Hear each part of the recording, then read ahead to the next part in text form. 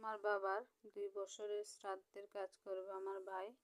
জলদানের অনুষ্ঠান, যেহেতু বাবাকে আমরা গয়াতে গিয়ে এখনও পিণ্ডদান করে আসতে পারিনি, তো এখানে আমরা সব কিছু রেডি করে রেখেছি। পুরোহিত মশাই 11টায় আসবে বলেছিল, সেই জায়গায় 1টা বেজে গেল।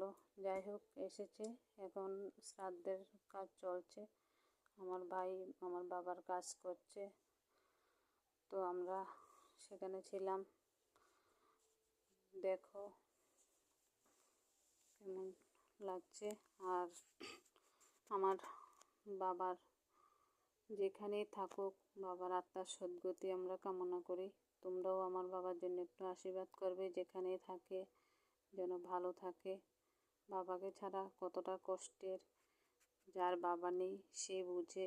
আমারও বাবা নেই, আমিও বুঝি যে আমরা 3 ভাই বোন এখন বাবাকে হারিয়ে খুব অসহায় মনে হয়। কোনো একটা অসুবিধা হলেই মনে হয় যে আজ বাবা নেই, বাবা যদি পাশে থাকতো কত না ভালো হতো।